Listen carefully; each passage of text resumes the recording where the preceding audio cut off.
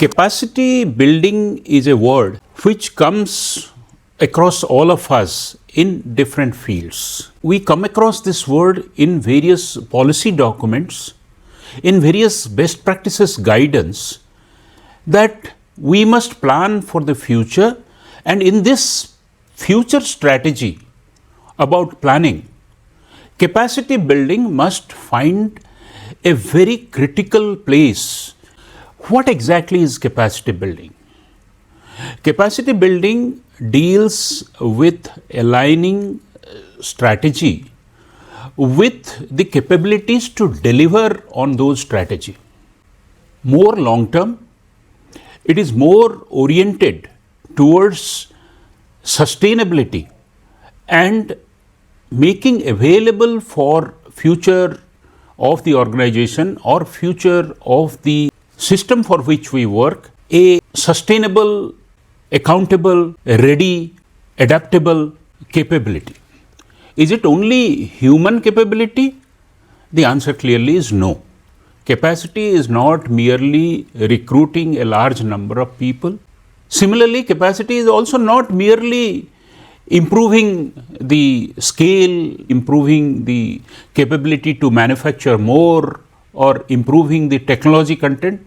Although these are important parts, capacity building is one of the most holistic terms, making organizations adapt and deliver. The first ingredient of capacity building is skill development. Skills in this modern world, especially the digitally disrupted world, is expected to change continuously. Is likely to be more and more digitally delivered, knowing that products, services, operations will move towards digitally reimagined ways of doing. So, improving those skills, developing newer skills is an essential part of our capacity building exercise. So, second important thing is leadership development. We do skill development at the front office or the front customer facing end, and also the control mechanism, that is the supervisory end or the managerial end.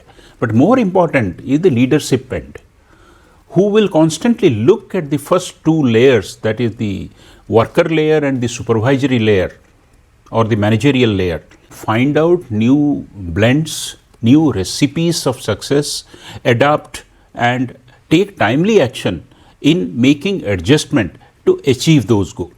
The third element is what I call knowledge management. Knowledge is likely to be the most prominent capability. In addition to manufacturing capacity and people capacity, it is the collective body of knowledge in an enterprise or whatever. If we are taking an industry association, probably of the industry. If we are taking a society, the quality of education, quality of libraries, quality of publicly available knowledge will define the competitiveness of the people of a country vis-a-vis the other. Because many people, many types of clusters of people and capabilities will keep on competing for the same resource. Making repositories of knowledge, making it indexed to make it more accessible will define organization. OD or organizational development, how its various moving parts, the people, the process, the technology, the governance, how they interact with each other. What is the culture of the organization? Organization as a whole, does it reflect the aspiration of different stakeholders, being its customers, shareholders and employees? That we need to find out and promote its adaptability, its resilience.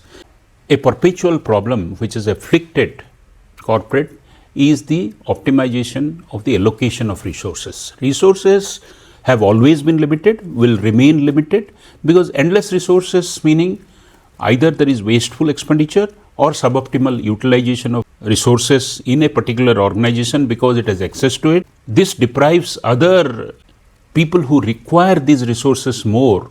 Planning and strategy, because many people get stuck, many organizations get stuck in the short term, immediate or the tactical.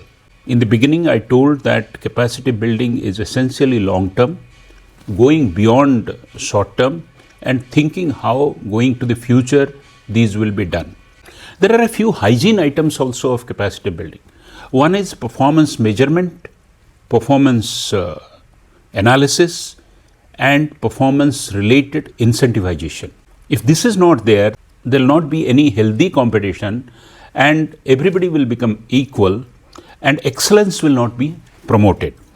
If we do all these things right by allocating resources, by promoting knowledge, by doing the right strategy, measuring performance, we must also communicate. And that is done through multimodal stakeholder engagement. Because capacity building means building the raw material, building the foundations, building the edifice, but allowing people to experience it. One critical thing, the difference between all the people who have done capability building and who harness the power of those capability is the innovative quotient. Whether we are allocating sufficient capacity for innovating, and innovating necessarily means taking risks, estimating what could be the direction of the wind, estimating what could be the requirement of the people and the stakeholders, providing resources for it, knowing very well that these assumptions and these estimations could go wrong. Last but not the least, many stock exchanges and many reporting authorities, including in India, have put in place what is called BRSR, Business Responsibility and Sustainability Reporting. Doing business in a responsible manner to make it sustainable is equally important. Business leaders at different levels must implement the sustainability examination, sustainability view, sustainability awareness. Once the sustainability is there, the business will always re-examine itself, build new capabilities, and position itself differently, differentially. If we see organizations which have lasted for hundreds of years, and during this period a large number of organizations have also perished, we will see the difference that how sustainable practices, getting into new businesses, being innovative, finding new ways of communicating and partnering have all helped organizations. Some of these are also applicable in our own individual excellence-oriented fields. I trust that these best practices, a large number of problems at different levels could be resolved. Thank you very much.